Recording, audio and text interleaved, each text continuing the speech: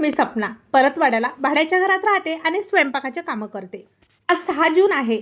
2-3 दिवस थोडा थंडावा होता, पण अचानकच आज सकाळी खूप गरमी व्हायला लागली. झोपेतून उठल्याबरोबर थोडंसं अंगणात थंड हवेत फिरून घेतलं. सकाळचं बाहेरचं वातावरण इतकं छान असतं ना, त्याचा बाहेर फिरण्याचा मोह काही आवरला जात नाही. पण काय करता, वेळ आपल्याकडे खूप कमी आहे. 7:30 वाजेपर्यंत घरातलं सगळं काम आवरून बाहेर स्वयंपाकाला जायचंय. भांडे रात्रीच घासून ठेवले तर सकाळी थोडं सोपं जातं. पण रात्री देव जाणे, मला खूपच कंटाळा आला होता. आमच्या दारात ना कबुतराचा छान जोडा येतोय, त्यांना पाणी पिण्यासाठी मी ठेवलं. रात्री हे मॅक्रोने आणले होते दीदीनी. पटकन ब्रश वगैरे करून घेतला आणि रात्रीची थोडी आलू वांग्याची भाजी होती, म्हटलं छान मस्त पराठे करून घेते.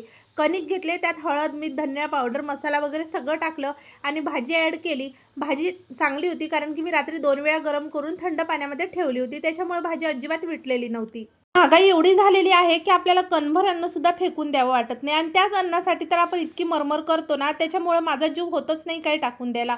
म्हटलं मस्त पराठे करून घेतले की दह्यासोबत किंवा चटणीसोबत सगळे एक एक पराठा खाऊन घेतील. घरातलं सगळं काम आवरून सकाळी सकाळी कामावर जायला निघाले तर हा भाग्योदय ढाबा मला रस्त्याने लागतो. इथली ना दाल फ्राय इतकी टेस्टी असते. तुम्ही जर परतवाडाकर किंवा अमरावती रस्त्याने जाणं येणं करत असाल ना, तर नक्की तुम्ही ह्या ढाब्यावर एकदा जेवण करा. मी दाल फ्राय इथली खाल्ली, खूप टेस्टी असते.